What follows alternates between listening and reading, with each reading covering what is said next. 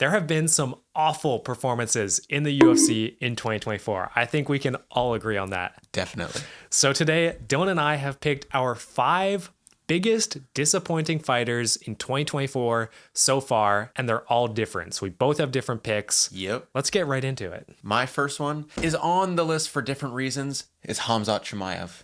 The dude hasn't fought. You can't be one of the biggest up-and-coming stars in the UFC and then just not fight. Yeah. And it's not from, I mean, it's kind of from injury. It's mostly from sickness. I mean, there's not really much more to say about it. Like, he's getting booked in these super fights against Whitaker, and then he's not going to fight. Like, what's saying that he's not going to pull out of the next Whitaker fight again, you know? Yeah. And how can you have him as a reliable champion in the future if he never shows up? Exactly. You'd have to strip him eventually. Mm-hmm. So yeah, that's a good one. Yeah, it's as simple as that. He doesn't fight. It's just that he hasn't fought is the biggest disappointment. Okay, my first fighter, it has to be Sergey Pavlovich, the heavyweight who was on a tear, a 6-fight first round KO streak. No one wanted to fight him. Gets KO'd by Tom Aspinall in round 1. I think that was actually at MSG last year, so it's technically 2023. But then this year comes back. I think all the boys had him round 1 KOing Volkov. It was, everyone, all 5 of us had round 1 Pavlovich KO. That was a lock for me. It was so obvious. The whole world had Pavlovich as a lock. And then he got outclassed by Volkov for 3 rounds as a heavyweight. He was looking for that one shot and it never came. There's not much more to say. It's just been a little bit underwhelming from someone who was the top heavyweight prospect. My second fighter on the list is Marlon Chito Vera. Not too many big names in the UFC have lost twice this year, and he's probably the biggest one. In that Sean O'Malley fight, he got destroyed. Sean O'Malley was just leagues ahead of Marlon Vera. It was as simple as that. While Marlon Vera got to show off his chin, that's all he got to show off. That's true. And then he had that loss against Figgy. Yeah, and Figgy, like, that fight wasn't even really close. It was a unanimous decision. Yeah, I think for so. Figgy, and yeah, I think it wasn't really too close against someone who was coming up from flyweight too. You know, Figgy's a small bantamweight, and Chito's a pretty. He's a big. He's short, but he's built. Yeah, you know, someone who's been in bantamweight forever too. So. Yeah, and the fact that Figgy sat him down. Yeah. First time ever by a flyweight, that's underwhelming. My second pick is going to be Steve Erceg. I love Steve, but losing twice, like you said, there's not been a lot of fighters who have been super active like that. And Steve Erceg, surprisingly, is kind of like getting to be a bigger name, even though he's lost twice. He lost against Pantoja, and that made me a fan of him right away.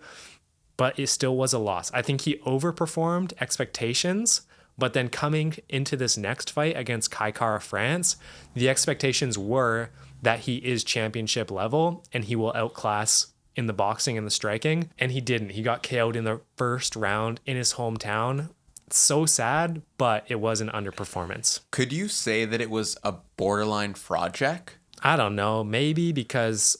I don't know. The expectation was so high, and then maybe it proved that Erceg... I think it didn't prove that Erceg wasn't championship caliber. I just don't think that Erceg is at that level yet. I still think he's probably a year, 2 more fights against like guys in like the 10-5 range, and then work his way up a little bit more. Yeah, and it sucks to see that progression that he had, the momentum just completely die, but he's gained a ton of fans, and he's always going to be a crowd favorite. He'll be back. Yeah. Who's your number 3? My number 3 is Leon Rocky Edwards. Oh man, maybe the most technically sound MMA fighter in the world, looked terrible in that Bilal fight. Oh my. I sat there and just cringed, honestly, at what I saw from Leon Edwards. You would have thought that guy was an unranked fighter the way, like, he just looked terrible. Like, yeah, you were there with me. It was just like complete disbelief of what Leon Edwards. That was not the same Leon Edwards I saw outclass Colby. Wasn't the same Leon Edwards who head kicked Usman, or maybe that head kick set unrealistic expectations for who Leon truly is. I 100% agree with that. That could be its own video by itself. My third pick, this man had a generational fall off. Not just in fighting, but also from the organization itself. It's Muhammad Mokaev. Now, he did win technically against Manel Kape. even though it was the most boring fight ever. And that I have to take points away for wasting my time like that. It was 15 minutes of just watching them feint at each other over and over again.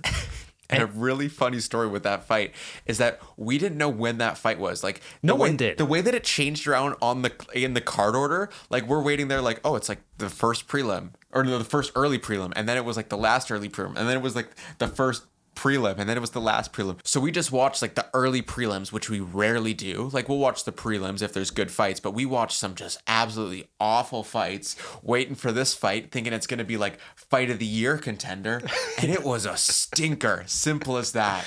Yeah, there's been lots of memes about it, which is the only good thing to come from it. Yeah. All right, Lucas, you might not like my next pick. I kept this one hidden. My next two picks, they're a little bit different. What are you going to do here? My number 2 most disappointing person of the year is Dana White. Oh, That's fair. Man has struggled to market this year. Like it really feels like he's throwing all of his eggs into UFC 306, which it's so hard to market it because the card sucks. And I feel like he's kind of letting the name value of these cards really market it. That 305 had so much potential to have some awesome buildup in Izzy versus DDP. And there was really no buildup, you know? Most of the buildup was through like meme accounts clowning Izzy for crying. And yeah, I just think that he has really struggled to market divisions. Like he has done no marketing for flyweight, no marketing for heavyweight. I don't even want to talk about the lack of marketing towards the women's division. There are some awesome fighters in the women's division. Yeah. And they just get no attention in the media. Dana White has sucked with marketing this year. He obviously has built the whole promotion, so you have to give him respect. And he's done a good job of fixing fight cards that have been broken, you know? Through Yeah. like pullouts. Like he's done a good job, but It feels like he's disrespected a lot of the fighters because you have, you know, your old heads like John Jones and Stipe, and then you have the current face of the UFC, or faces, who are coming up in Tom Aspinall and Alex Pereira and Islam even. He is putting down these fighters on their own cards just to promote a fight that might happen. Like it probably will happen, but then it's over. It's a one and done thing at MSG. You know, you're going to have 3, 4, 5 more years out of Tom and a couple more years out of Alex, and hopefully Islam as well. Those are your fighters who are the future, and you're putting them down and not making them as big of a star as they could be. yeah. And while Dana's not a fighter, I do believe he deserves to be on this list. My second last person is going to be Paulo Costa. I don't know. He's lost against Whitaker in dominant fashion. And then he also lost against Strickland in a boring fight. You know, if you're losing a clear, well, to one judge it wasn't clear.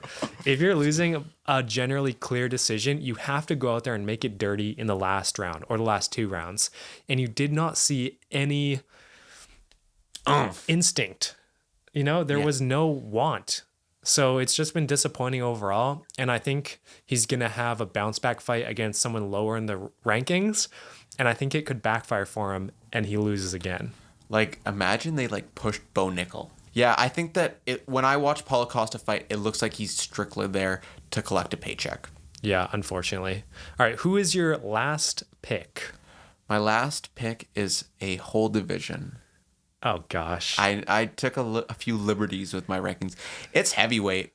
Yeah. Heavyweight sucks. You have the mess at the top with John Jones and Stipe.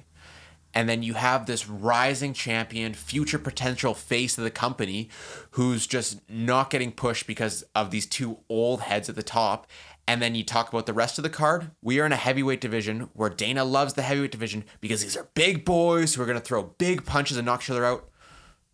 And there have been no KOs really in heavyweight. We're here to watch these heavyweights because they're main eventing these fight nights. They're high up in these cards because they're here to knock people out. And we're going to decision.